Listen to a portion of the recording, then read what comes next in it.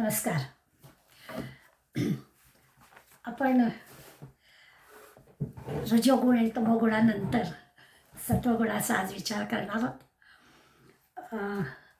खरं तर ज्या मार्गाला जायचं नाही त्या मार्गाची ओळख समर्थाने आपल्याला आधी करून दिली.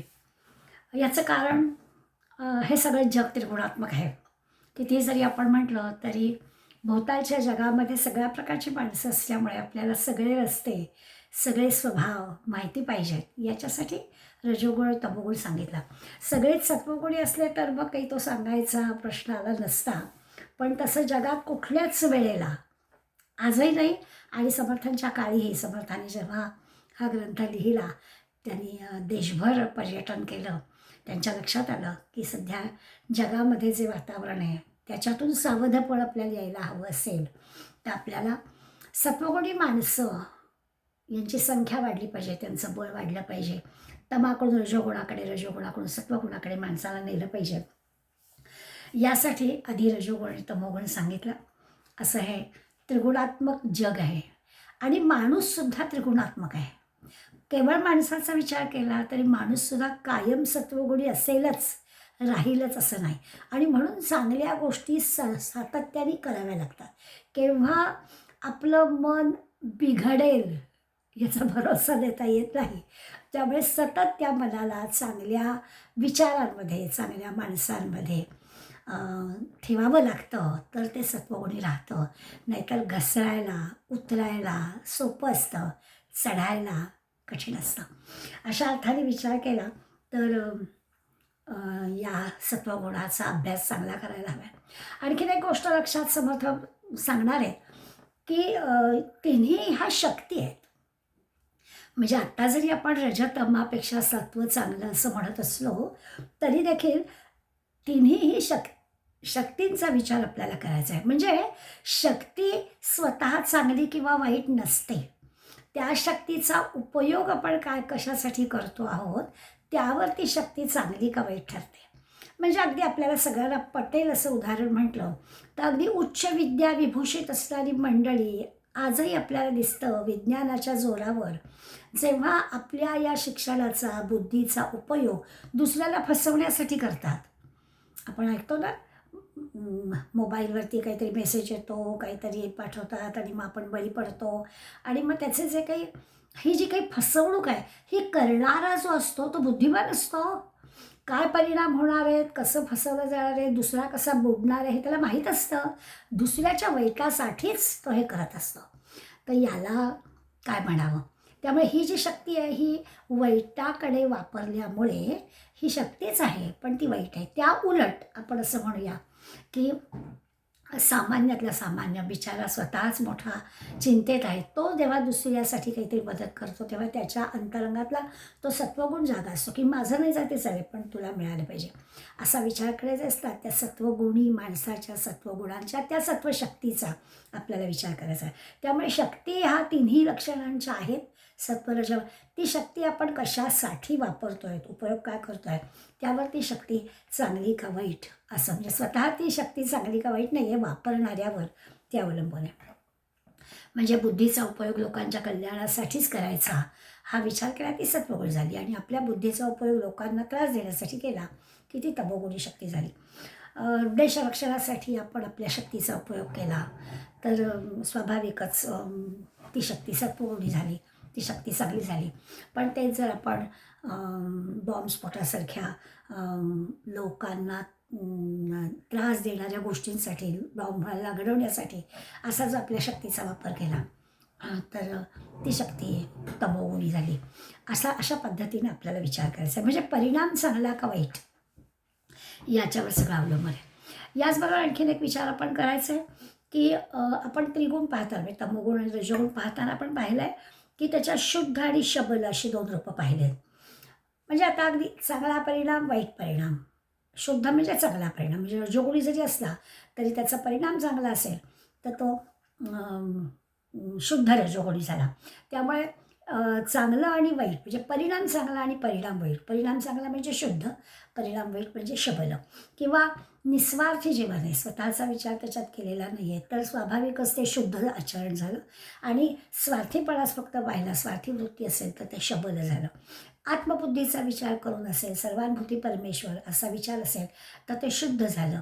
आणि केवळ देहबुद्धीचा विचार असेल तर ते शबद झालं. असं आपल्याला शुद्ध आणि शबद, चांगलं आणि वाईट हे पण आपण पाहिलेलं आहे. अगदीच उदाहरण द्यायचं म्हटलं तर तमोगुणाचा विचार करताना आपण युद्ध करणं हा तमोगुण पाहिला. युद्धकथा पाहणं, युद्धाचे सिनेमे पाहणं, युद्ध करणं, या गोष्टी तमोगुणात येतात असं आपण पाहिलं. परंतु आपल्या लक्षात असं येईल की रामाने पण युद्ध केलं, रामाने वालीचा वध केला, रामाने त्राटिकेचा वध केला, रामाने रावणाचा वध केला. या रामाला आपण तमोगुणी नाही म्हणत. कृष्णासारखा धनुर्धारी असणाऱ्या वीर अर्जुनाला युद्ध करायला प्रवृत्त केलं भगवंताने. तुझं कर्तव्य काय आहे ते समजावून सांगितलं. असं हे योग्य काय अयोग्य काय हे ठरवण्यासाठी आपल्या लक्षात येईल. यांना काय आपण कृष्णाला आणि रामाला काही तमोगुणी म्हणत नाही. यांनी जे युद्ध केलं ते परिणामी चांगलं, भल्यासाठी, चांगल्या कारणासाठी हे त्याला करावं लागलं. ज्याचा परिणाम चांगला आहे ते सत्वगुणी आहे, ते शुद्ध आहे असा अर्थाने करायचं. त्यामुळे आज जो आपण सत्वगुण पाहणार आहोत, म्हणजे आता 2 भाग आपल्याला कळलंच आहे की आपण देहबुद्धी म्हटलं, देहाभोवतीचं काही जीवन म्हटलं, प्रपंच म्हटलं, शबद म्हटलं, स्वार्थी म्हटलं, ही एक बाजू झाली.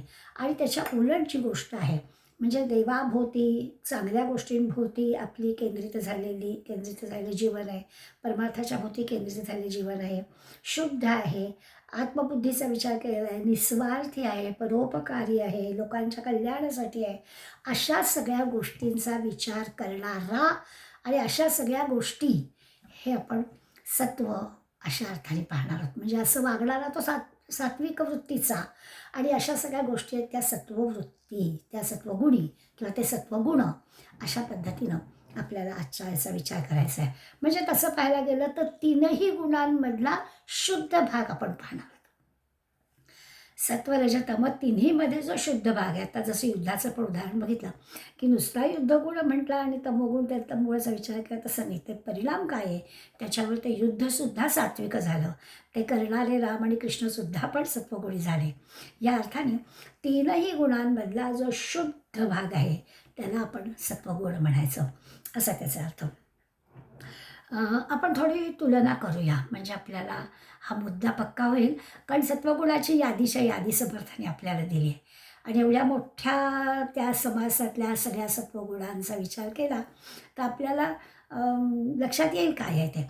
पण ते सगळं लक्षात येण्यापूर्वी एक ढोबळ मानाने आपण तुलना केली तर आपल्याला कळेल की आपण जेव्हा एखादी व्यक्ती विचारते, जग सगळं जे आहे की माझ्या उपभोगासाठी आहे, माझ्यासाठी आहे, असं जेव्हा मी आणि माझ्या भोवती जेव्हा माणूस वागत असतो, विचार करत असतो, केवळ स्वार्थाचा असा विचार करतो, भोगवृत्तीचा विचार करतो, माझ्याजवळ पैसा आहे, माझ्याजवळ तारुण्य आहे, माझ्याजवळ सत्ता आहे, मी काय हवं ते करेन, अशी जी काही वृत्ती असते किंवा असं जिथे जिथे आपल्याला दिसतं, असं जे काही आहे म्हणजे वासनेच्या, कामनेच्या, स्वार्थाच्या अधीन झालेली जी मंडळी वागतात ते सगळं शबल गुण असतं. आपल्याला शबल कळण्यासाठी डोळ्यापुढे येईल की असं सगळं हम करोसे, मला वाटतं ते आणि मला ते शक्य आहे, कारण माझ्याजवळ पैसा आहे, माझ्याजवळ सत्ता आहे, माझ्याजवळ तारुण्य आहे, माझ्याजवळ सगळ्या गोष्टी आहेत, त्यामुळे असा वागणारा, या सगळ्या वासनांच्या तृप्तीसाठी काय वाटेल ते करणारा, देहाच्या सुखाची धडपड, अशा प्रकारचं ज्याचं वागणं असतं ते सगळं शबल आहे. सगळी शक्ती, सगळी बुद्धी ही या देहसुखासाठी खर्च करण्याची जी वृत्ती आहे त्याला शबल वृत्ती म्हणायचं. आपण हे सगळं वाचतोय ना तेव्हा आपल्याला असं वाटेल की, पण क्षणभर मनात येईल की अरे आपण जर आपल्या 24 तासाचा, आपण जर आपल्या 70 वर्षाचा अभ्यास केला, विचार केला तर आपला पण वेळ ह्या गोष्टीत फार गेला, असं नाही का आपल्याला वाटत. त्यामुळे हे वाटतंय तसं नाही की आपण फक्त सात्विक आणि बाकी सगळं असं नाही आहे. आपण कुठे कुठे गुंततो आहे हे आपल्या लक्षात येण्यासाठी आहे की खरोखर आपण आपला वेळ वासनांमध्ये, वासनांच्या तृप्तीमध्ये, स्वार्थामध्ये असा किती घालवला. हे सगळं जे आहे ते शबल आहे. सगळी सारी शक्ती जी आहे, सारी बुद्धी जी आहे, सारी युक्ती जी आहे ती स्वार्थासाठी, स्वसाठी वापरलेली आहे, माझ्या देहाच्या सुखासाठी वापरलेली आहे, ते सगळं शबल आहे. आणखी एक गोष्ट की जीवनामध्ये सगळे काम, क्रोध, लोभ सगळे असतात ना, मत्सर असतो, या सगळ्या विकारांचा जेव्हा आपल्यामध्ये धुमाकूळ असतो म्हणजे मग आपल्याला असमाधान असतं. काय वाटेल ते केलं तरी जेव्हा हे असे षड्रिपू आपल्या येतात, राग आलेला असतो, कुठलं समाधान मिळणार? कोणाबद्दल द्वेष वाटत असतो, कुठलं समाधान मिळणार? तर अशा सगळ्या षड्रिपूंचा जेव्हा संचार आपल्यामध्ये असतो, तेव्हा आपला शबलगुण वर आलेला असतो. क्रोधात भवती संमोहात, संमोहात स्मृतिविभ्रमात, स्मृतिभ्रंशात बुद्धिनाश, बुद्धिनाशात प्रणश्यति. त्या क्रोधामुळे सर्वनाश होतं असं भगवंतांनी सांगूनच ठेवलेलं आहे. त्यामुळे असे जे विकार आपल्यामध्ये, षड्विकार आपल्यामध्ये येतात, तो सगळा आपला शबदगुण आहे असं आपल्या लक्षात येईल. या सगळ्या शबलगुणी माणसाचे आदर्श कसे असतात ते पण असेच सत्ताधारी, श्रीमंत, विलासी, चैनी अशी मंडळी हे अशांचे आदर्श. यांच्याकडे बघून असं हे यांना जमतं मग मला का नाही असं वाटतं आणि त्यांच्यासारखं आपण करावं, त्यांच्यासारखं आपण व्हावं अशी इच्छा. हे शबलगुणी आणि करणारे पण शबलगुणी असा सगळा विचार आपण करायचा. म्हणजे दुसऱ्याची निंदा करायची, दुसऱ्याला मिळतं आहे मला मिळालं पाहिजे अशा प्रकारचा भाव मनात ठेवायचा, दुसऱ्याचे दोषच बघायचे. किती किती शबल म्हटलं की अशा सगळ्या गोष्टी आपल्या डोळ्यासमोर येतील. त्यामुळे खरं तर असं पाहायला लागेल की विचार केला तर अगदी खरे खरे मित्र अशा माणसाला नसतात. सगळे असे सत्तेच्या पोटी भोवती जमणारे असतात, ते तेवढ्यापुरतं त्याला चांगलं चांगलं म्हणणारे असे मित्र, खरा मित्र, खरा त्याच्यावर मनापासून प्रेम करणारं, चुकत असेल तर दाखवणारं असं कोणी त्याच्याजवळ नसतं. म्हणजे त्यांचं कोणाशी पटतच नाही असं जे असतात ते शबलगुणी असं म्हणाला. दुसरं असं असतं की या शबलगुणी माणसांच्या, आता शबलगुणी तरी कसं म्हणायचं, हे शबल वृत्ती असणारी जी माणसं असतात त्यांना दुसऱ्याच्या दुःखाबद्दल कधीच काही वाटत नाही. उलट दुसऱ्याला दुःख झालं तर या शबलवृत्तीच्या माणसाला आनंदच होतो. बरं झालं एकदा अद्दल घडायलाच हवी होती असं पण म्हणतात. त्यामुळे ही जी वृत्ती आहे, ही वृत्ती स्वतःला घातक आहेच, पण ती दुसऱ्याला पण घातक आहे. परोपकार वगैरे शब्द तर त्यांच्या डिक्शनरीतच नसतात असं म्हणायला लागेल. आता या सगळ्याच्या उलट बरोबर तो शुद्ध गुणी किंवा आपल्याला आज ज्या सत्वगुणाचा अभ्यास करायचा आहे तो सत्वगुणी माणूस असतो असं आपल्या लक्षात येईल. आत्ता आपण जे पाहत होतो तो काय, तो प्रपंच हे म्हणजेच सर्वस्व. म्हणजे प्रपंचामध्ये सुखी म्हणजे सुख. खरं म्हणजे असं नाही की प्रपंचामध्ये आपण सुखद कितीही जरी प्रयत्न केला ते सुखदुःख दोन्ही असतं. या शबलवृत्तीच्या माणसाची विरंगुळ्याची जागा म्हणजे त्याचं आपलं नाटक, सिनेमे, टी व्ही सिरियल, शृंगार, अशा सगळ्या गोष्टी, आपला देह चांगला ठेवणं, या सगळ्या गोष्टींसाठी त्याचा वेळ, त्याची शक्ती, त्याची बुद्धी खर्च होते. हे सगळं शबल गुणांमध्ये येतं. त्याला नृत्य आवडतं, त्याला संगीत आवडतं. आता नृत्य आणि संगीत आवडणं हे शुद्धमध्ये पण आहे. कोणत्या प्रकारचं आवडणं याच्यामध्ये शबल आणि शुद्धमध्ये फरक आहे. असं सगळं म्हणजे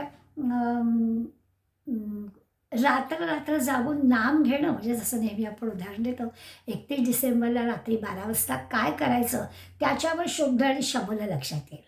31 डिसेंबरची रात्र ही अपेय आणि अभक्ष्य भक्षण करण्यासाठी वापरणारे शबल आणि खरंच नामस्मरण, नवीन वर्ष येणारं अधिक चांगलं जावं म्हणून रात्री 12 वाजता नामस्मरण करणं, त्यासाठी जागरण करणं, काही चांगल्या ग्रंथांचा अभ्यास करणं, हे जर करत असेल तर ते शुद्ध.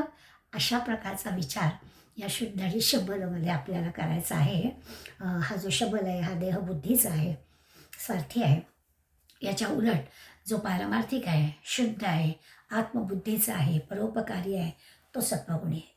त्याचा विचार करायचा आहे. वाईट तर सांगून झालेला आहे, त्या मार्गाला आपल्याला जायचंच नाही आहे आणि चांगल्या मार्गाला जायचं आहे.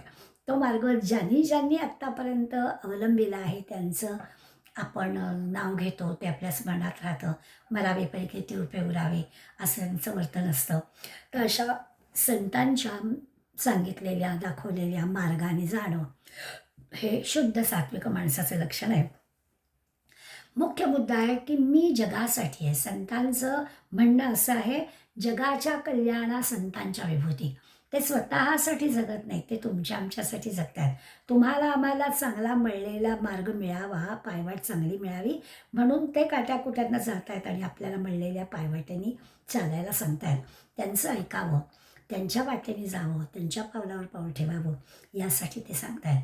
अत्यंत निस्वार्थ असं त्यांचं जीवन असतं. ही जी काही या विश्वामधली ईश्वर शक्ती आहे ती त्यांनी ओळखली आहे. ही जी आत्मशक्ती आहे ही त्यांनी ओळखली आहे, त्यांना ती जाणवलेली आहे. आणि त्यामुळे ती शक्ती, तो परमात्मा हा शुद्ध सत्वगुणी त्यांना कळलेला आणि तो आपल्याला सांगतायत तसं आपण आचरण करावं असं त्यागवृत्तीने, निस्वार्थ वृत्तीने ते सांगतायत. त्या मार्गाने आपल्याला जाण्यासाठी या सत्वगुणाचा सगळा प्रपंच समर्थाने आपल्यासमोर मांडला आहे. याच्यामध्ये आपल्याला असं लक्षात येतं की या सत्वगुणी मंडळींना अशा वासना नाही आहेत, अमुकच एक असलंच पाहिजे असं त्यांचं नाही आहे. त्यांना एक भगवंतापासून मिळणारं शाश्वत समाधानाचा अनुभव आलेला आहे. त्या शाश्वत समाधानाच्या आनंदामध्ये ते आहेत आणि तो आनंद तुम्हाला पण मिळावा यासाठी त्यांचा सगळा प्रयत्न आहे. त्यांना ज्या आत्मज्ञानाची प्राप्ती झालेली आहे ती आता आत्मज्ञान आम्हाला पण मिळावं. सर्वानुभूती असणारा परमेश्वर त्यांना कळलेला आहे, तो आम्हालाही कळावा यासाठी ते आपल्याला मार्गदर्शन करतात. म्हणजे त्यांना शाश्वत अशाश्वत आत्मा अनात्मा चांगलं वाईट खरं सुख समाधान कशात आहे हे पक्क कळलेलं असतं. शाश्वत समाधानाचा ते अनुभव घेत असतात. या सगळ्या सात्विक वृत्तीच्या मंडळींचं म्हणजे साधू संत योगी त्यागी अशी जी मंडळी आहेत, भगवंताचे भक्त आहेत, प्रेमळ भक्त आहेत. भगवंताचे भक्त म्हणजे आपण तामसी वृत्तीचे पण भक्त पाहतो तसं नाही, खरोखर प्रेमळ भक्त आहेत. अशा प्रेमळ भक्तांचा विचार या सत्वगुणी लक्षणात केला आहे. आपण पण असा विचार करूया की ही सत्वगुणी मंडळी जी आहेत त्यांच्यासारखं सगळं आपल्याला जमेल का, आणि ते जमवण्यामध्ये जे काही आपल्याला प्रयत्न करावे लागतील तसे काही प्रयत्न आपण करायचे आहे. सर्वांबद्दल अत्यंत प्रेम वाटणारा आहे, सर्वांमधले गुण शोधणार आहे. असतात सभोवताली असणारी सगळी माणसं अगदी गुणी त्यांचे दोष दिसतात आपल्याला, पण त्या दोषांवर पांघरून टाकणार आहे. असू दे, चुकू दे, पुन्हा नाही होणार, राहू दे असं म्हणणारा हा असतो सत्वगुणी माणूस. आपण तर दोष दाखवतच नाही, कुणाचा दिसला की ते झाकून टाकण्याचा त्याचा प्रयत्न असतो. आणि त्यामुळे ना या सत्वगुणी माणसाला अनेक मित्र मिळतात.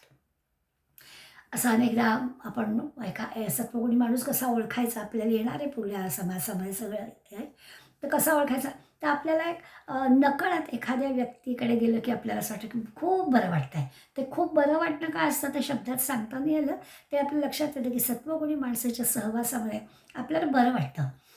पण तेच आपल्याला रजोगुणी तमोगुणी माणसांच्या थोडा वेळ जरी सानिध्यात गेलं असं वाटतं की आपला वेळ वाया गेला.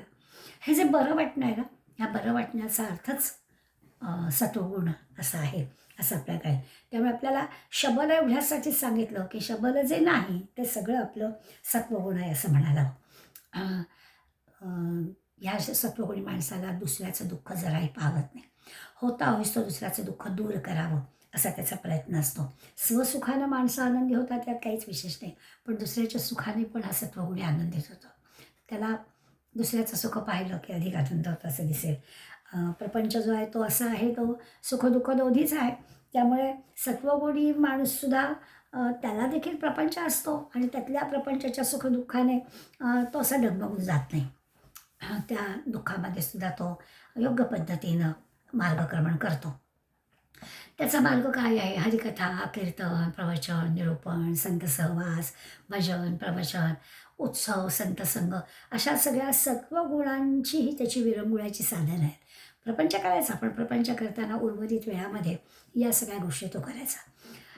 रजोगुणी किंवा तमोगुणी माणूस त्याचा विरंगुळ्याचा वेळ कशामध्ये खर्च करेल ते मगाशी आपण पाहिलं की मग आज काहीच नाही आहे का, मग चला एखाद्या सिनेमाला जाऊया का, टी व्ही सिरियल बघूया का, कुठेतरी शॉपिंगला जाऊया का, अशात तो वेळ घालवेल. आणि हा सत्वगुणी माणूस कशात वेळ घालवेल, तर तो लगेच आपल्याला थोडा वेळ आहे का, मग आपण काहीतरी चांगल्या गोष्टी म्हणजे अभ्यास करूया, संत साहित्य वाचूया, कोणातरी सात्विक मित्राकडे जाऊया, संतांना भेटायला जाऊया, तीर्थक्षेत्री जाऊया असा विचार करेल. हा सत्वगुणी देवाचा खंड स्मरण करतोय. आपोआप देवाचं स्मरण करणं म्हणजेच देहाचं विस्मरण होणं असं आहे. आता म्हणायला सोपं आहे, पण नीट विचार करत आपल्याला कळेल की खरंच जो देवाचं स्मरण करतो त्याचं चित्त मन सगळं तिथे लागलेलं असतं, आपोआपच देहाला विस्मरण घडतं. भजनामध्ये तासभर रंगलं की आपल्याला कुठे आठवतं, हो आपले गुडघे दुखत आहेत का आणखीन काही होत आहे. त्यामुळे मनामध्ये भगवंताचं नाम असेल, भगवंताचं स्मरण असेल तर आपोआप देहाचं विस्मरण होतं. असा हा जो सात्विक गुणी आहे हा पारमार्थिक आहे, शुद्ध आहे, सात्विक आहे, आत्मबुद्धीचा विचार करणारा आहे, सत्वगुणी आहे. याची लक्षणं म्हणजे खरं तर छान छान गुढीगुढीत सगळं आज आपल्याला ऐकायचं आहे. वाचता वाचता पण आपल्याला छान वाटेल की एवढं सगळं छान छानच आहे. प्रत्येक गोष्ट जी काही ती चांगलीच आहे. परमार्थाचं वर्णन सगळं जे काही आपण ऐकणार आहोत ते सगळं आता गोडगोडच ऐकायचं आहे. त्या सगळ्याचा परिणाम चांगला झाला पाहिजे, अज्ञान नाहीसं झालं पाहिजे. आपल्यालाही तसं करावंसं वाटलं पाहिजे. साधारणपणानं दासबोधामध्ये बरेच जवळजवळ 80 एक ओव्यांचा हा मोठा समास आहे. त्यामुळे आपण सगळ्या ओव्यांच्यातले जे काही विषय आहेत ते सगळे आपण घेणार आहोत. जसं पहिल्या 8 ओव्यांमध्ये समर्थांनी आपल्याला सांगितलं की हे तुम्ही ऐकलत ना की काय होईल, खऱ्या अर्थाने अज्ञान नाहीसं होईल. म्हणजे काय, जो परमसुखकारी, जो आनंदाची लहरी देऊन या निवारी जन्ममृत्यू. आपण पाहिलं होतं की तमोगुण आणि रजोगुणाचा जेव्हा आपण विचार करत होतो त्यावेळेला असं पाहिलं की तो जो तमोगुण आहे तो अधोगतीला नेणारा आहे. तो जो तमोगुण आहे तो जन्ममृत्यूच्या चक्रामध्ये पुन्हा पुन्हा अडकवणारा आहे. आता सत्वगुणाचा विचार करताना तो त्या चक्रातून सोडवणारा असला पाहिजे. म्हणून सुरुवातच करताना समर्थाने आपल्याला सांगितलेलं आहे की काय होईल, जन्ममृत्यू निवारेल. हा जर सत्वगुणाची लक्षणं आपण आत्मसात केली तर तो परमसुखकारी आहेच. हा सत्वगुण आनंद देणारे, आनंदाच्या लहरी असा आहे. आणि हा मुख्य म्हणजे जन्ममृत्यूच्या चक्रातून आपल्याला तो नक्कीच सोडवणारा आहे असं आपल्याला लक्षात येईल. छान पहिले सांगेल की हा जो सत्व आहे ईश्वरी प्रेमाधिक, त्याला ईश्वराबद्दल अत्यंतिक प्रेम आहे. सदा सन्निध विवेक, त्याचं वागणं सगळं विवेकाचं आहे. सन्निध जवळ, अविवेकाने तो आचरण करणारच नाही. इतका सन्निध त्याच्याजवळ विवेक आहे. परमार्थाची आवड आहे, परोपकाराची आवड आहे, अध्ययन अध्यापनाची आवड आहे. अध्ययन अध्यापनाला वय नाही आहे. आता आता कुठे मी करणार आहे. कालच मी एक हे पाहिलं, पुण्याचे एक 75-76 वर्षाचे गृहस्थ आहेत. ते रिटायर झाल्यावर त्यांनी छंद लावून घेतला की काही नाही, छान छान ग्रंथ लिहायचे. आणि 1-2 नाही 60 ग्रंथ त्यांनी लिहिले. नुसतं भागवत आणि नुसतं पोथ्या आणि रामायण महाभारत नाही तर अनेक चरित्र पण त्यांनी लिहिली. आणि मग त्यांची मुलाखत पाहताना असं वाटलं की सगळा जो काही निवृत्त झाल्यापासून आत्तापर्यंतचा वेळ आहे तो इतका सत्कारणी लागला आहे. किती किती गोष्टी त्यांना सतत लिहिल्यामुळे. कारण आपण जेव्हा लिहितो तेव्हा नुसतं वाचन नाही आहे, वाचन लिहिणं आणि स्वाभाविकच त्याचं थोडं किंचित बनन होतं. भले मग ते नंतर विस्मरण होत असेल, होत नसेल असं नाही, कारण वारंवार वाचलं तरच लक्षात राहणार आहे. पण त्यांनी सगळ्या ग्रंथातून चांगल्या चांगल्या गोष्टी सांगितलेल्या आहेत. संत चरित्रातून चांगल्या गोष्टी सांगितलेल्या आहेत. ह्या रामायण महाभारत पोथ्यातून चांगल्या गोष्टी सांगितल्या आहेत. त्या चांगल्याचा असा वेगवेगळ्या पद्धतीने वडीमार झाल्यामुळे स्वाभाविकच चित्तवृत्ती आनंदून गेलेल्या आहे. तर अशी परमार्थाची आवड असणारा, आनंद परोपकारी असणारा, अध्ययन अध्यापन करणारा, अशा सगळ्याला चांगलं म्हणजे सात्विक माणूस जे दुसऱ्याला देतो तेही सात्विक असतो. ते जे काही पुण्य संपादन करतं ते पुण्य पण त्याचं सात्विक असतं. त्याची प्रत्येक गोष्ट विवेकाने केलेली आहे ती सात्विकच आहे. अशी सुरुवात समर्थाने या समासाची केली आपल्याला दिसेल. ते म्हणतात, जो भजनाचा आधार, जो योगी यांची थार, म्हणजे योगी यांचा आश्रय, जे योगी लोक आहेत त्यांचा हा सत्वगुण म्हणजे आश्रय आहे. आणि जो निरसी संसार दुःख मूळ, जो सत्वगुणाचा जर आपण व्यवस्थित अवलंब केला, विवेकाने सत्वगुण आपल्यामध्ये घेतले तर हा जो काही संसार आहे तो सहज सहज निरसून जाईल. दुःख येणार नाही असं नाही सांगितलेलं, पण त्याच्यातून आपण सहज पार पडू अशा प्रकारचा विचार सुरुवातीलाच पहिल्या 8 ओव्यांमध्येच समर्थ जो काही विषय सांगतात तेव्हा त्यांनी आपल्याला सांगून टाकलेलं की या प्रपंचाच्या निरासासाठी या विवेकयुक्त, वैराग्ययुक्त अशा ह्या सत्वगुणाची आवश्यकता आहे. म्हणजे विवेक वैराग्य या सत्वगुणाची आवश्यकता आहे. आणि असा सत्वगुणी जो आहे त्या म्हणजे विवेक वैराग्य प्राप्त होण्यासाठी अशा प्रकारचा सत्वगुण हवा पण आहे. दोन्ही गोष्टी आधी आहे का आधी ते याचा विचार करायचा नाही. सत्वगुणी माणसाला हे विवेक वैराग्य प्राप्त होईल, विवेक वैराग्य असणाऱ्या माणसाला सत्वगुण प्राप्त होईल असं सहज सांगितलेलं आहे. आता ह्या सत्वगुणामुळे भगवंताचं ज्ञान होईल, भगवंताचं प्रेम वाढेल. आणि ही जी की आहे ही शुद्ध भक्ती आहे. आता शब्द आणि शुद्ध शब्द आपल्याला कळले तर अशा प्रकारची भक्ती म्हणजे शुद्ध भक्ती आहे. सत्वगुणी व्यक्ती जगाच्या कुठल्या गोष्टीमध्ये अडकून राहत नाही. म्हणजे त्याच्या अपेक्षाच इतक्या कमी असतात, वासनाविरहित असतो, अपेक्षाच कमी असतात. त्यामुळे शाश्वत अशाश्वत या गोष्टींमध्ये न अडकता तो खरं खरं शाश्वत जे काही आहे तिथेच जातो आणि सुखी समाधानी असं जीवन आपलं बनतो. म्हणून सत्वगुणामुळे त्याला खरा खरा आनंद प्राप्त होतो. यातूनच हे जन्ममृत्यूच्या चक्रातून बाहेर पडणं, मोक्षसिद्धी मिळणं वगैरे आहे. त्यामुळे पहिल्या एवढ्या 80 श्लोकातल्या पहिल्या 8 ओव्यांमध्ये एक सारांश रूपाने आपण सत्वगुणाचा अभ्यास का करतोय हे समर्थांनी आपल्याला सांगून टाकलं. पुढे 9 ते 14 ओव्यांमध्ये समर्थ आपल्याला सांगतायत की याचं जे आचरण आहे ना, ते आचरण कसं आहे, तर आत्ता आपण म्हटलं की ईश्वराचं प्रेम वगैरे निर्माण होतं. पण याचा जो प्रपंच आहे, याच्या प्रपंचामध्ये तुकारामांनी वर्णन केलं आहे, संपादितो आळ प्रपंचाचा. म्हणजे लोकांच्या दृष्टीनं प्रापंचिक आहे, पण तो त्यात अडकत नाही. अशा प्रकारचा त्याचा प्रपंच असतो. आपल्याला असं वाटतं की आपण आपल्या कृतीचं निरसन नेहमी करत असतो की आधी प्रपंच करावा नेटका, मग घ्यावे परमार्थ विवेका, असं समर्थानीच आपल्याला सांगितलेलं आहे. तर आता आधी आणि नंतर काय? आधी म्हणजे आपला प्रपंच झाला, मुलांचा पण करायचा, असा सगळा करतच राहायचं. अशासाठी प्रपंच तो करायचा नाही का, तर तो करायचा, परंतु त्याच्यात अडकायचं नाही, असा विचार करणारा सात्विक वृत्तीचा त्याचं वर्णन त्यांनी आपल्याला केलं आहे. की त्याचं बोलणं, त्याचं वागणं, त्याचं नियमितपणानं सगळं करणं हे कसं असतं. त्यांनी शब्द आहे बघा, शरीर वस्त्रे सोज्वळ, शुद्ध वेगळं, चांगलं वेगळं आणि सोज्वळ, त्याचं प्रत्येकच आचरण हे असं सोज्वळ असतं. आपण सगळ्या संतांच्या बाबतीत नेहमी म्हणतो की त्यांचं ते कर्म जे आहे, ते कर्म ते भगवंताला उद्देशूनच करतात.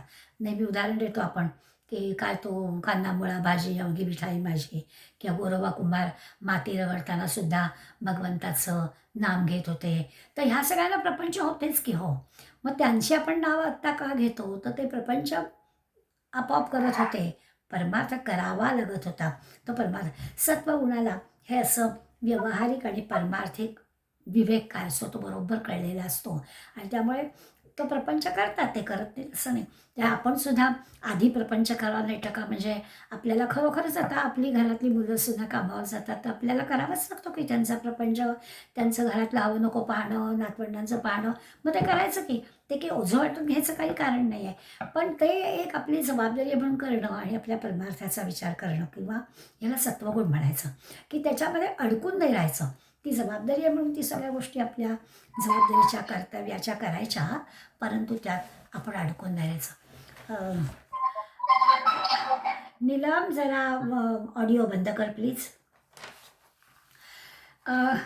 पुढल्या 15 ते 30 ओव्यांमध्ये समर्थाने आपल्याला एक वेगळ्या पद्धतीनं विषय सांगितला आहे की निरनिराळ्या ह्या सात्विक वृत्तीच्या माणसाच्या गोष्टी असतात ना, त्या कशा असतात त्या आपण पाहाव्यात. म्हणजे त्यांचं समजा दान असेल तर ते कसं असतं, त्यांचा त्याग असेल तर तो कसा असतो, ते मंदिराला मदत देतात ती कशी असते, स्वतःचा वेळ, स्वतःची शक्ती, स्वतःचा पैसा हे ते कोणत्या पद्धतीनं खर्च करतात, हे सगळं सत्वगुणी माणसाचं कसं असतं त्याचं वर्णन समर्थ करतात.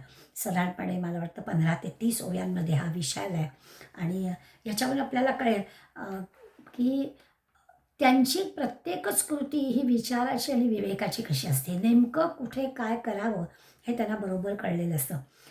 आता तर काही दानाच्या अनेक गोष्टी आहेत, नुसतं पैशाचं दान नाही, तर नेत्रदान असतं, काय देहदान असतं, रक्तदान असतं, बाकी अवयवांचं दान असतं, आपल्याजवळ असणाऱ्या शक्तीचं, वेळेचं, किती किती गोष्टी आपल्याला दुसऱ्या, त्या सगळ्यामध्ये या सात्विक माणसाचा विवेक कसा दिसतो त्याचा विचार केला आहे. स्वामी विवेकानंदांनी तर असं म्हटलं की किती किती प्रकारची दानं आहेत, ती कशी कशी असते ती आपापल्या परीनं करावी, पण सगळ्यात श्रेष्ठ दान काय आहे तर अध्यात्मविद्येचं ज्ञान आहे, दान आहे.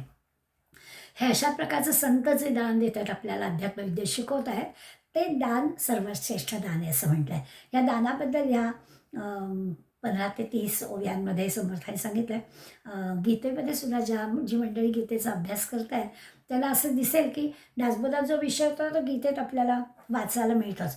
14व्या अध्यायामध्ये दानाविषयी भगवंतांनी आपल्याला सांगितलेलं आहे. भगवंत काय म्हणतो की कसं दान द्यावं. गीतेतला श्लोक आहे, मी मुद्दाम लिहून ठेवला आहे.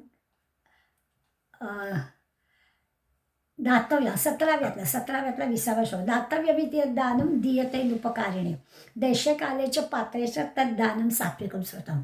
दानाचा विषय आलाच आहे या दासबोधातल्या आपल्या 15 ते 30 ओव्यांमध्ये, गीतेमध्ये पण आलं आहे. त्यांनी तर म्हटलं की दान देणं तर कर्तव्य आहे, हे आपल्याला सगळ्यांना मान्य आहे.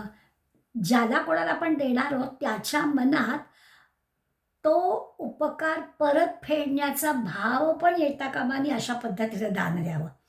म्हणजे त्याला असं वाटलं का याची परतफेड कशी होणार, असा विचार पण त्याच्या मनात येता कामा नये, अशा प्रकारचं दान द्यावं असं पण सांगितलं आहे. आणि देणं म्हणजे देशे कालेचे पात्रेचं म्हटलं आहे, त्याला साध्य. आता देशे कालेचे पात्रेचं म्हणजे काय, तर ज्या ज्या देशामध्ये ज्या ठिकाणी, देशात म्हणजे ज्या ठिकाणी किंवा ज्या वेळेला जे काही आवश्यक आहे ते पुरवता येणं योग्य व्यक्तीला, त्याला दान म्हणायचं.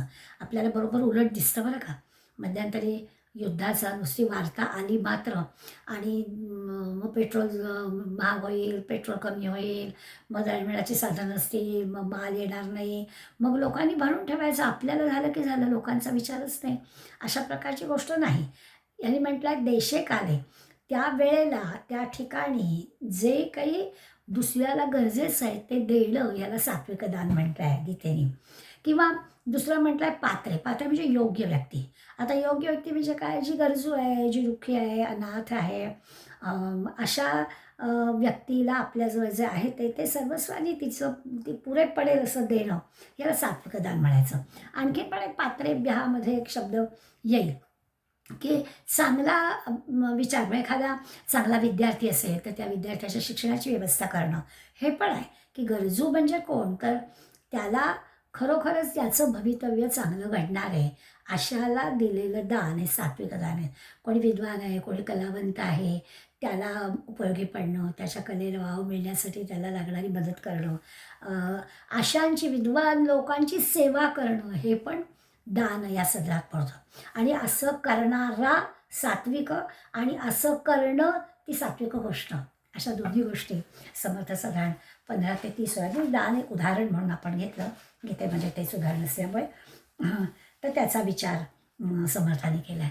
निरनिराळ्या ठिकाणी मंदिराच्या, म्हणजे आता मोठमोठी तर उदाहरणं आपल्याकडे पुष्कळ आहेत. आपण नर्मदा परिक्रमाला गेलो की आपल्याला अहिल्याबाईचं दिसतं की त्या काळामध्ये घाट बांधलेले आजही किती त्याचे उपयोग होतो आहे. धर्मशाळा बांधलेत, घाट बांधलेत, लोकांसाठी पाणपोळ्या काढलेत. हे सगळं करणं हे सात्विक वृत्तीच्या माणसाचं लक्षण आहे, असं ते आपल्याला सांगतायत. उपनिषदामध्ये पण या दानाबद्दल सांगितलं आहे. त्याचं थोडक्यामध्ये आपण काय काय असतं हे सांगण्याचा मला मोह होतो. याचं कारण की आपल्याला नको असणाऱ्या गोष्टी जर आपण देतो ना, त्याला पण आपण आपल्या भाषेत दान म्हणतो. साधारणपणे आपल्याला गरजेची नाही आहे वस्तू, तरी देखील ती आपण दुसऱ्या, साधी रद्दी देतात ना लोक, तरी लोकांना असं वाटतं आपण फार मोठं उपकार.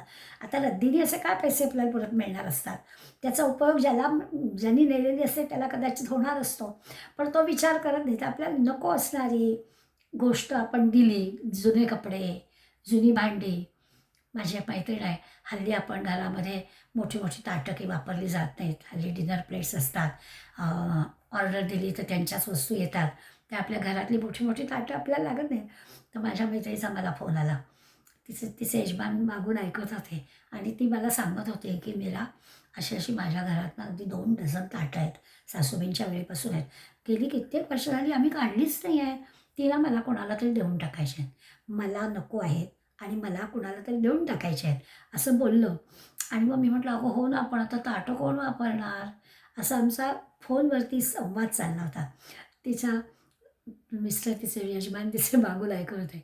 ते म्हणाले ती ताटं घे आणि खालती आपल्या गेटवरती नेऊन ठेव, ज्याला पाहिजे तो नेईल ना, तू कशाला विचार, तुला नको आहेत ना. तो ह्याला आपलं मन तयार होत नाही. आपल्याला असं वाटतं नको नको, आता योग्य ठिकाण कुठून शोधणार आहोत, ज्याला हवा आहे तो ते देईल, त्याचा तो वापर काय करेल याचा विचार आपण कशाला करायचा. कदाचित तो इतका गरजू असेल तर तो घेईल, ते विकेल आणि त्याच्यातून पैसे मिळवेल. पण त्यालासुद्धा आपण असं म्हणतो की हे पण मोठं दान आहे. म्हणून तैत्तिरीय उपनिषदामध्ये दानाबद्दल त्यांनी आपल्याला सांगितलं आहे की श्रद्धया देयम, म्हणजे श्रद्धेनं द्या. जे काही द्यायचं आहे ते श्रद्धापूर्वक द्या. अश्रद्धया अदेयम, श्रद्धा नसेल अश्रद्धेनं देऊ नका. श्रिया देयम, म्हणजे आपली आर्थिक स्थिती कशी आहे त्याला शोभेल असं द्या. म्हणजे मी गमतीनं नेहमी म्हणते की सामान्य म्हणजे काय म्हणतात ना की मीराबाई, संत मीराबाईने भगवंताला 56 भोगच द्यावे. ती राणी आहे, त्यामुळे तिने भगवंताला अशा मिठायाच समोर दिल्या पाहिजेत. पण सुदामाने पोहे दिले. दोन्हीचं तुलना नाही करायची, पण आपल्याला शोभेल असं द्यावं, असं त्यांनी म्हटलं. त्यामुळे श्रिया देयम, आपली आर्थिक स्थिती त्याला शोभेल असं द्यावं आणि ज्याला आपण देतोय त्याची पण गरज चांगली भागेल अशा प्रकारचं द्यावं. नाहीतर आपण काय आपले शब्द असतात, मी माझ्या परीनं केलं, त्याची खूपच मोठी गरज आहे, पण मग माझ्या परीनं म्हणजे आपली पर वाढवायला काय हरकत आहे, असा प्रकारचा विचार उपनिषद आपल्याला सांगते. पण मला रिया देयम, रिया देयम म्हणजे ज्याला द्यायचं त्याला पुरेसं द्यावं, त्या विचारानं द्यावं. आणि भिया देयम, घाबरून देऊ नये, भीतीनं नाही द्यायचं, निर्भीडपणानं द्यायचं, असं उपनिषद आपल्याला सांगतं. अशाला आपण सात्विक दान म्हणायचं. नेहमीच आपण नाथांचं उदाहरण घेतो. वाळवंटामध्ये तडफडत तहानेनं व्याकुळ झालेल्या गाढवाला अगदी रामेश्वराला गंगा नेत होते, तरी देखील ते गंगेचं उदक त्यांनी त्याला दिलं आणि ते खरं, अशा प्रकारचा विचार दातृत्वाच्या आहे. पुन्हा असं आहे की मी दिलं असा अहंकार येता कामा नये. त्या दातृत्वाच्या मागे अहंकार आला तर त्याचं सगळं पुण्य नाहीसं होईल. म्हणून त्यांनी शब्द वापरला आहे संविदा देयम, म्हणजे विवेकानं, विवेकपूर्वक दान द्यावं. सत्वगुणी माणूस ह्या अशा सगळ्या ह्या जी काही सांगितलेल्या अटी आहेत त्या अटी पूर्ण करून दान देतो, म्हणून ते सात्विक दान किंवा अशा पद्धतीनं केलेल्या दानाला सात्विक दान म्हणावं, असं ते आपल्याला सांगतात. पवित्र तीर्थक्षेत्रांना देणग्या देणं, चांगल्या कामाला देणग्या देणं, समाजाचं चांगलं काम करत असणाऱ्या संस्थांना देणग्या देणं, या सगळ्याला सात्विक दान असं म्हणायचं. खूप मोठा विचार ह्या 30व्या ओळीपर्यंत समर्थाने केला आहे. अनेक व्रत, अनेक दानं, असं हे केलं. पुढे हाच विषय त्यांनी हे केला आहे, पण ज्या वेगळ्या बरीच मंदिरं अशी असतात, त्या मंदिराला सुद्धा म्हणजे आपल्या खेडेगावातून असं आपल्याला आजही दिसतं की दिवस दिवस त्या देवळामध्ये दिवा पण लागत नाही. मग कोणीतरी त्या खेडेगावात लहानपणी शहरात गेलेला येतो आणि मग त्याला ते दिसतं. मग त्याला कोणीतरी सुचवतो की अरे तुला काही अशक्य नाही आहे, अखंड नंदादीप वेळ अशी काहीतरी व्यवस्था तू कर. कोणातरी इथे माणसाला सांग की वर्षभर दिवा देवांशी लागेल, देवळामध्ये लागेल, अशा प्रकारे किती तेलाचा खर्च तो मी द्यायला तयार आहे, असं करून नंदादीप ठेवणं, मंदिर चांगलं ठेवणं, मंदिराचा वैभव वाढवणं, अशा सगळ्या गोष्टीसुद्धा ह्या सात्विक दानामध्ये येतात. त्याचा पण विचार समर्थाने केला आहे. मंदिराचा उत्सव करणं 31 ते 39 ओळ्यांमध्ये त्यांनी म्हटलं आहे, त्याच्यासाठी लागणारी सगळी मदत करणं. फक्तच की आर्थिक मदत करायची असं नाही आहे, आपल्या वेळेचा, आपल्या कष्टाचा, आपल्या बुद्धीचा सुद्धा विचार करायचा आणि अधिकाधिक उत्सव कसे चांगले होतील, लोकांना त्याबद्दल कसं प्रेम निर्माण होईल, अशा सगळ्या गोष्टी करणं हे पण सात्विक आहे. यासाठी मित्रपरिवार लागतो, तोंडामध्ये साखर लागते, डोक्यावर बर्फ लागतो ठेवायला, लोकांचं सगळं ऐकून घ्यावं लागतं, गोड बोलावं लागतं, तर ह्या सगळ्या होतात. भक्तांची सेवा करावी लागते, चांगले चांगले कार्यक्रम आणावे लागतात. अशा सगळ्या गोष्टी करणं या सात्विक गोष्टी आहेत, असं समर्थ आपल्याला सांगतात. हे सगळं करताना समर्थांच्या ओव्यांमध्ये त्यांनी असं म्हटलं आहे, सांडूनिया अभिमान, हे लक्षात घ्यायचं. आपला अहंकार, अभिमान संपवून आपण या सगळ्या गोष्टी केल्या पाहिजेत. आणि असं जर आपण अहंकार, अभिमान संपवून या गोष्टी केल्या तर समर्थच आपल्याला सांगतात पडे देहाचे विस्मरण. मग आपल्याकडून ना इतकं मोठं काम होतं की आपल्यालाच आश्चर्य वाटतं की अरे मला काहीच कसा त्रास झाला नाही, मी देहाची गोष्ट विसरूनच गेलो. आपल्या देहाजवळ ना अशी एक सरप्लस एनर्जी आहे.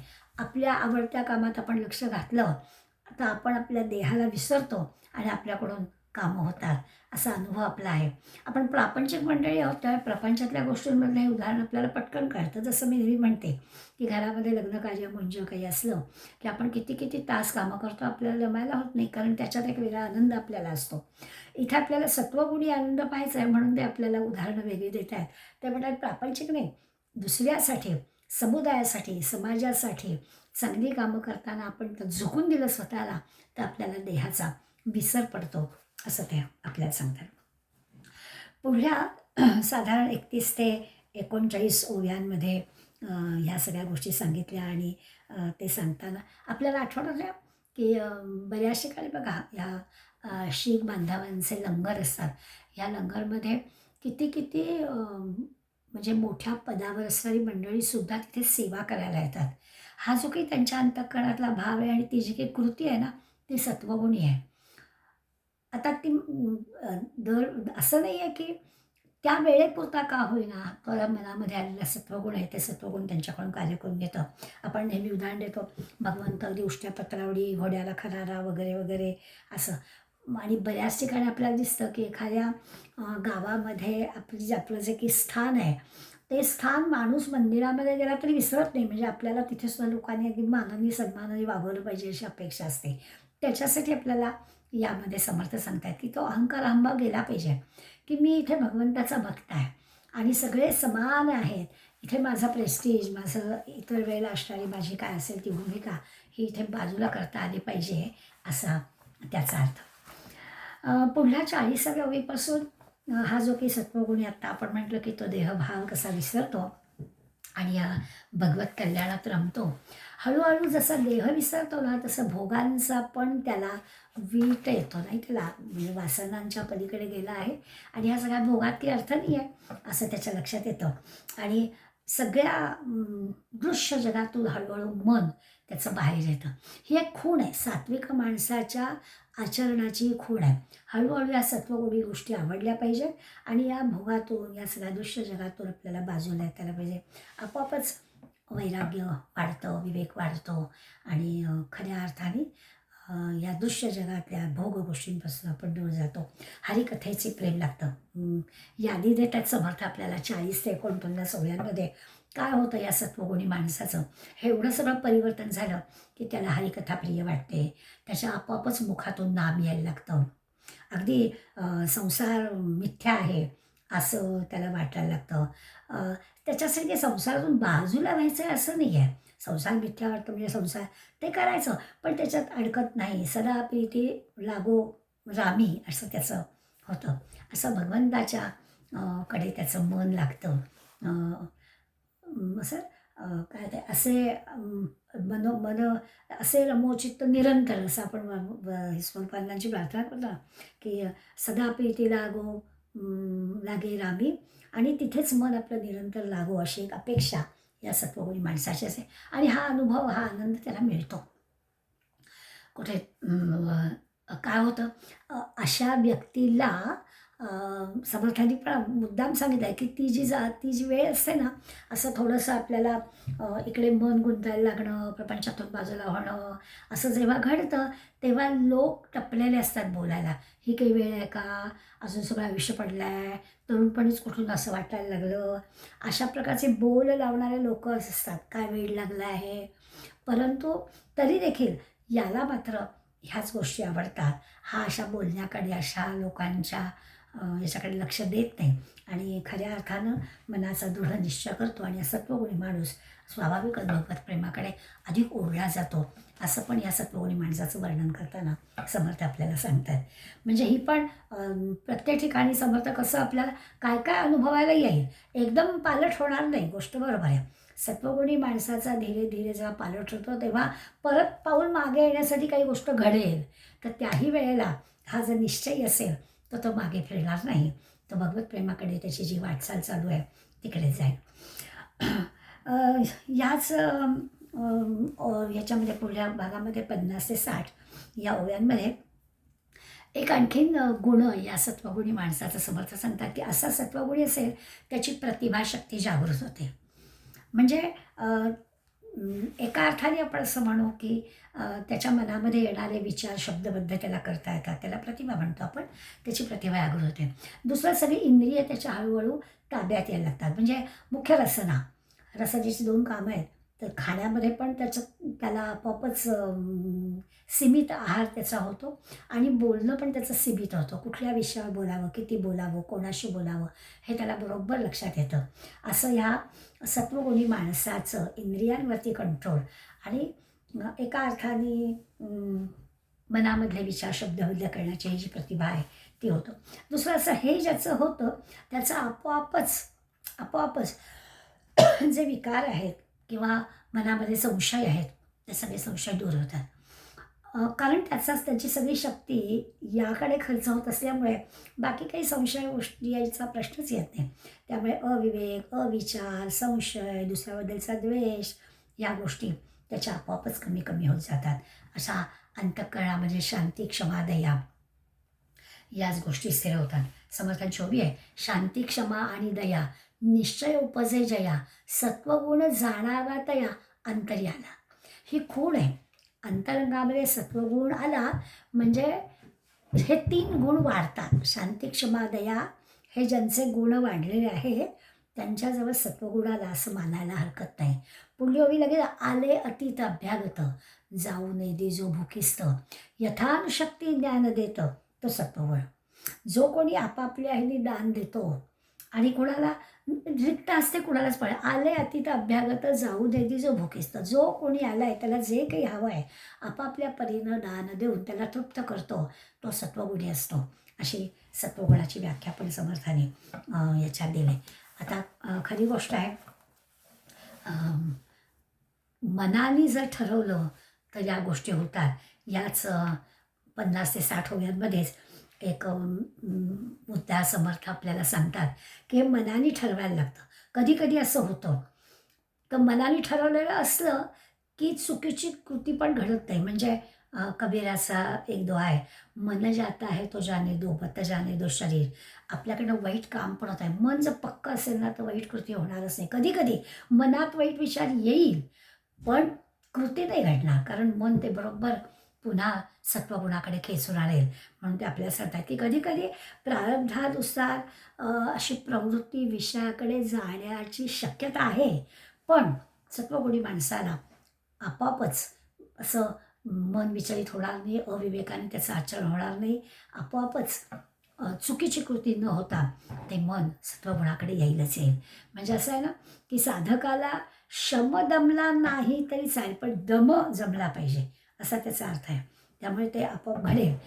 असं सत्वगुणी माणसाच्या बाबतीमध्ये होतं. त्याच्या खुणा समर्थांनी या 10 ओव्यांमध्ये अनेक ठिकाणी आपल्याला सांगितले. हा जो आहे सात्विक वृत्तीचा माणूस हा एकीकडे आपण तहान भूक विसरतो किंवा आपण असं म्हणूया की त्याला कितीही जरी काही त्रास झाला तरी असं तो सामान्य तहान भुकेसारख्या गोष्टींमध्ये फार रमण ते आपाप होतं. अल्प अन्न पुरतं, त्याला वेळ अगदी नाही मिळालं तरी मोठा तो आकांडव करत नाही. तो शांतपणानं घेतो, स्वतःच्यापेक्षा इतरांचा विचार करतो. ईश्वर वृत्तीशी इतका निश्चल असल्यामुळे या बाकी सगळ्या व्यवहारिक गोष्टींमध्ये फार काही तो पडत नाही. सात्विक माणसाला स्वतःपेक्षा दुसऱ्याच्या कामाचा, दुसऱ्याच्या वेळेचा, दुसऱ्याच्या साठीचा सगळा विचार त्याला असतो. अगदी परोपकार पुण्याय पापाय परपेडरम अशी जी व्याख्या आहे त्याप्रमाणे हा सात्विक माणूस स्वतः जगतो आणि तसं त्याचं आचरण असतं. म्हणून त्यांनी आपल्याला कसा ओळखायचा ते पण या ओव्यांमध्ये सांगितले. पुढल्या 61 ते 67 ओव्यांमध्ये आणखीन एक ते गुण सांगतात की सत्वगुणी माणसाची अशी काही करामत असते. म्हणजे त्याची ही आत्तापर्यंत जी लक्षणं सांगितली त्या सगळ्या लक्षणांचा विचार केला तर त्याच्या या सगळ्या लक्षणांनी किंवा आपण म्हणूया त्याच्या या अशा आचरणांनी, त्याच्या या साधनेने त्याला आत्मज्ञानाची प्राप्ती होणं ही त्याची खरी करामत आहे. आता ही मला आत्मज्ञानाची प्राप्ती झाली आहे असं तर नाही ना तो सत्वगुणी म्हणू शकत, कारण आत्मज्ञान म्हणजे सर्वांभूती परमेश्वर पाहणं. त्यामुळे त्याच्यात आणि परमेश्वरामध्ये इतकं जेव्हा सायोज्य असेल तर तो वेगळं सांगायला राहणारच नाही. पण आपोआपच त्याच्यामध्ये हा फरक पडलेला दिसेल आपल्याला.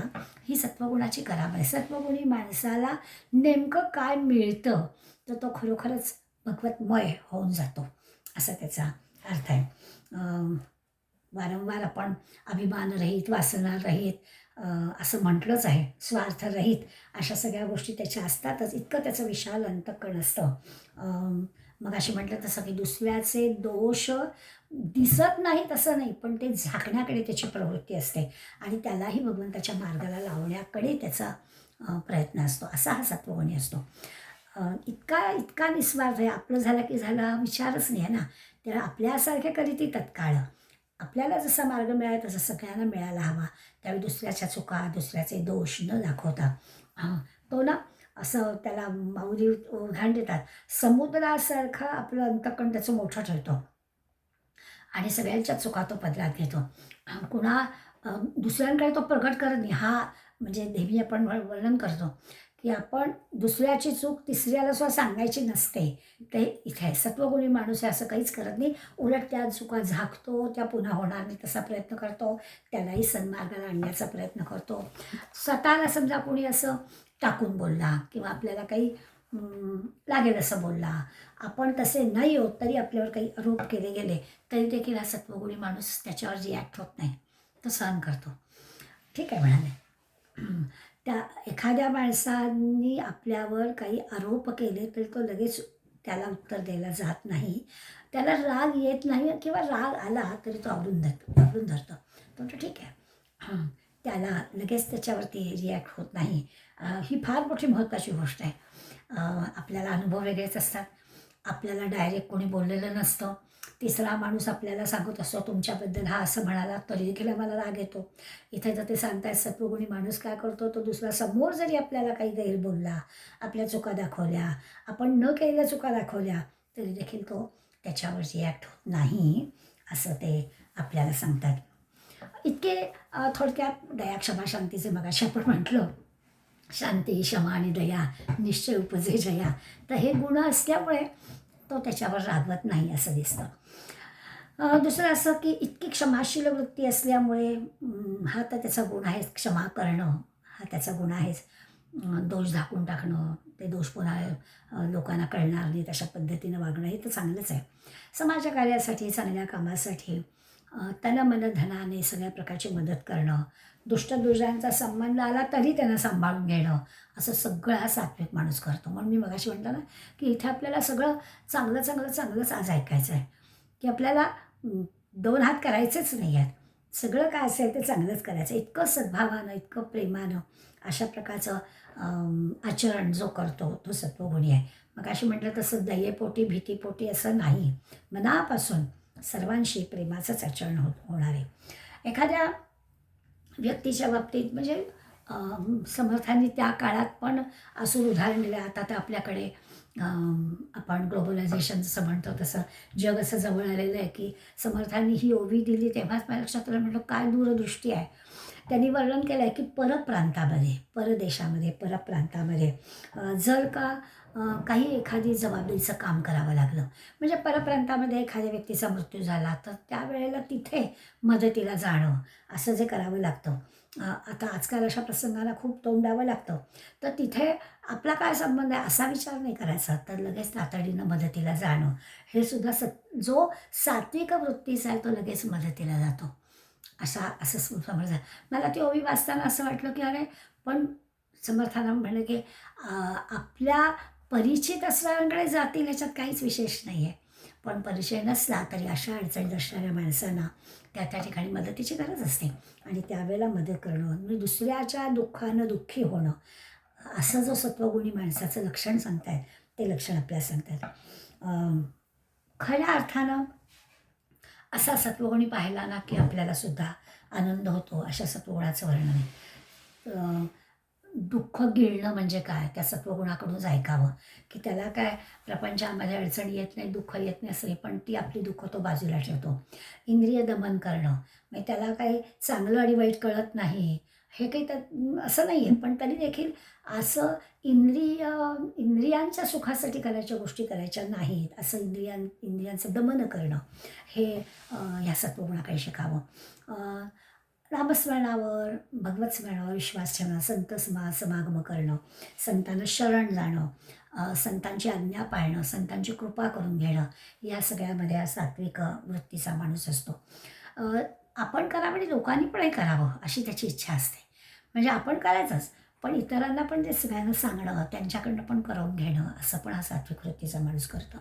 ग्रंथ जमवणं, ग्रंथ इतरांना पण वाचायला देणं, हे आपण भर घालायची असते. हल्ली आपल्याला बऱ्याचदा असं दिसतं की ग्रंथ देतात पण आपल्या कपाटाची शोभा वाढवण्यासाठी, तसं नाही, तर इतरांना पण ते अभ्यासाला देणं.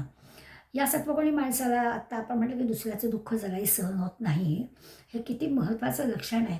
अशा या सत्वगुणी माणसाच्या ह्या गुणांचा विचार आपल्याला करायचा आहे. सगळे गुण आपल्यामध्ये यावेत असा प्रयत्न करायचा आहे. अगदी सगळ्या या 80 ओव्यांचा सारांश सांगायचा असं आपण जर म्हटलं, तर देवी धर्मी ज्याचे चित्त, समर्थांच्याच ओवीत आहे. शेवट त्यांनी सारांश रूपाने एक ओवी सांगितली की देवी धर्मी ज्याचे चित्त, ज्याचं आपल्या देवावर आणि धर्मावर मन लागलेलं आहे, भजे कामना रहित. बरं, देवाधर्मावर मन लागलेलं आहे ही स्वतःपुरतं नाही आहे बरं.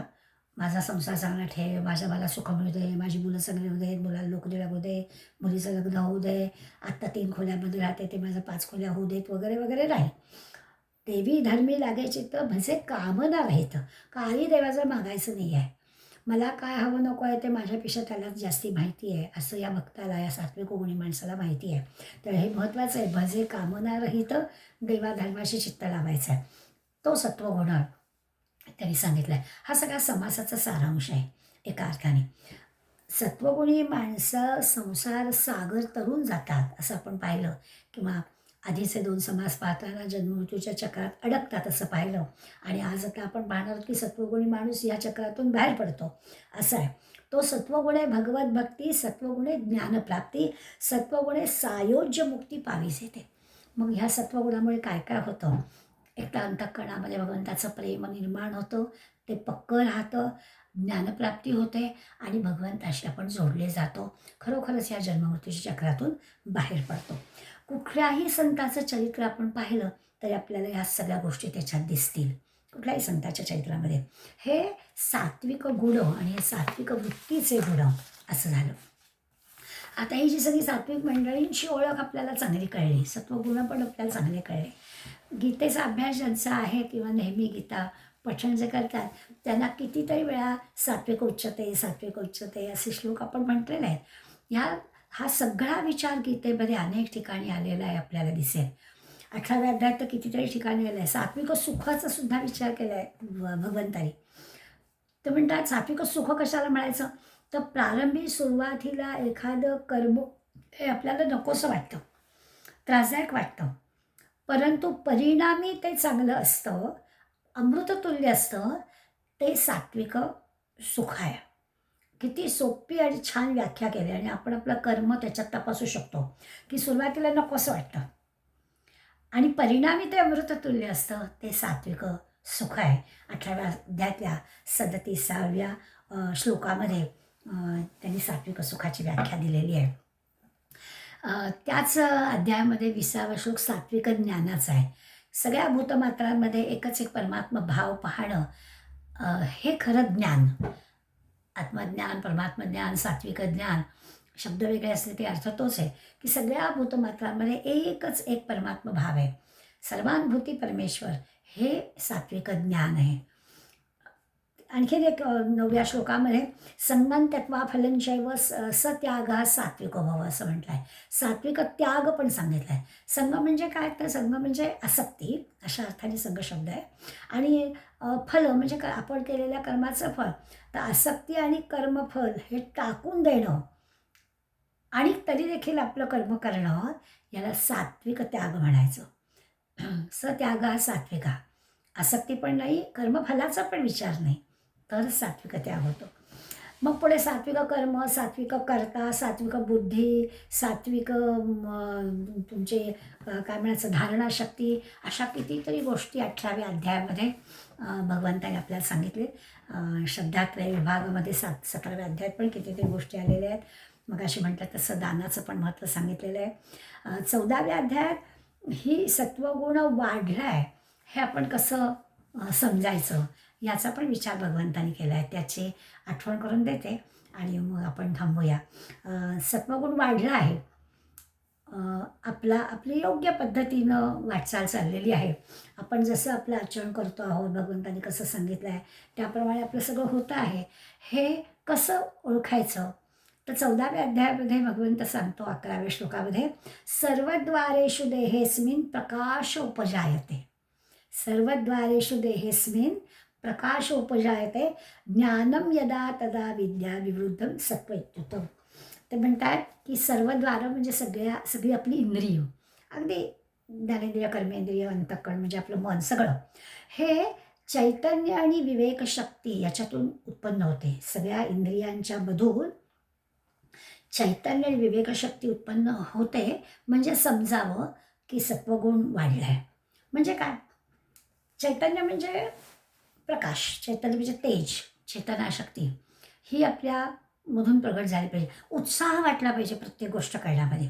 एखादी गोष्ट पाहिली, डोळ्यांनी आपण एखादी गोष्ट पाहिली की आपल्याला अरे वा करावीशी वाटली पाहिजे. म्हणजे तीच गोष्ट असं नाही, त्याच्यासगळं आणखीन काहीतरी ह्याच्यापेक्षा करावंसं वाटलं. किंवा एखादी गोष्ट आपण चांगली ऐकली की आपल्याला उत्साहाने ते करावीशी वाटली पाहिजे, ह्याच्यापेक्षा काहीतरी विशेष करावंसं वाटलं पाहिजे. असं प्रत्येक कुठल्या गोष्टीला डोळ्यांनी, कानाने काय, हाताने जरी स्पर्श झाला तरी असं वाटलं पाहिजे की अरे आणखीन काय. जसं असतं ना की प्राण्यांना सुद्धा हे ज्ञान आहे. म्हणजे इंद्रियांच्या बाबतीत त्यांनी म्हटलं आहे की ही अशी चेतनाशक्ती जागृत झाली पाहिजे. तर आपली जर इंद्रिय आहेतच अशा प्रकारचं चेतनाशक्ती देणारी. पण आपल्याला असं दिसेल की अहो साधं जरी वर्णन करतात की तो टांगेवाला आहे, त्या टांगेवाला त्या घोड्याला प्रेमाने पाठीवरून हात फिरवला आणि त्याला म्हटलं तरी देखील त्याला बरं वाटतं. दरवेळेस काही चाबूकच मारायला लागतो असं नाही, किंवा त्या हत्तीला काही टोचावंच लागतं, टोचल्यावर तर करतीलच. पण शाबासकीचा जरी हात हात फिरवला तरी पण बरं वाटतं.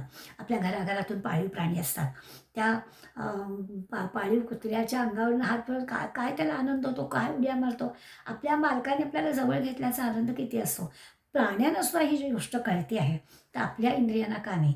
तर ते म्हणतात की सगळी जी आपली इंद्रिय आहे, ह्या इंद्रियातून असं काहीतरी तेज, अशी काहीतरी चेतनाशक्ती जर निर्माण झाली आणि त्याच्यातून आपल्याला स्वाभाविकच आनंद झाला, हे सगळं जे की ते सत्वगुण आहे. चैतन्य आणि विवेकशक्ती. प्रकाश उपजायते म्हणतात. ते प्रकाश दोन प्रकारचा. एक तर विवेकाने, प्रत्येक गोष्ट जी आहे ती विवेकाने केली पाहिजे. जी जागृत होणारी चेतनाशक्ती आहे त्याचा वापर विवेकाने केला पाहिजे. त्याची परिणती आनंदात, समाधानात झाली पाहिजे. तर काय आहे, तर सात्विक तो सत्वगुण वाढीस लागला असं होईल. आणि काय नाही, कोणी काही करा, काही दाखवा, ढिम्म हलतच नाही. ढोसलं तरी, ढकललं तरी सुद्धा काहीच परिणाम होते, तर त्याला तो बोगडच म्हणावं. पण दिसल्यानंतर काहीतरी उत्साह वाटला पाहिजे, त्याला सत्वगुण म्हणावं. परवा एका मैत्रिणीकडे गेले होते, लेकीच्या मैत्रिणीकडे गेले होते. तिने गप्पा मारता मारता तुम्ही काय करता, तर मी आपलं सगळं सांगितलं, असं असं आहे असतं. आज सकाळी मला तिचं मेसेज आलेला आहे की त्या दिवशी आपण बोललो, आम्हाला पण असा अभ्यास करायला आवडेल, आमच्या जोगता अभ्यास सांगा बरं आम्हाला. हे असं करावंसं वाटणं हा सत्वगुण आहे. आणि ठीक आहे ना, मावशीला काय वेळ असतो, निवृत्त झालेले आहेत, करू देत त्यांना काय करायचं ते, असं म्हणणं म्हणजे माझं माझं बरं चाललं आहे असं नाही. तर त्याच्यात इंटरेस्ट घेऊन आणखीन काय करता येईल, आणखीन काय करता येईल, असं जे काही विवेकाने चैतन्ययुक्त करावंसं वाटणं, असं जे आहे तो सत्वगुण आहे असं समर्थ आपल्याला सांगतात. त्यामुळे या सत्वगुणाची एवढं वर्णन समर्थाने केलं, इतक्या संख्येने ओव्या दिल्या, तरी देखील आपल्याला सद्विद्या सांगणारच आहेत समर्थ. आपल्याला कुविद्या सांगून झालेली आहे. दोन दोन गुण, दोन दोन दोष एकत्र आहे की काय घडतं याचा विचार केला आहे. आता दोन चांगल्या गोष्टी एकत्र आल्यावर काय काय घडेल असं वर्णन समर्थ पुढल्या समासात करणार आहे. ते आपण शुक्रवारी बघूया. आज इथेच थांबूया. धन्यवाद.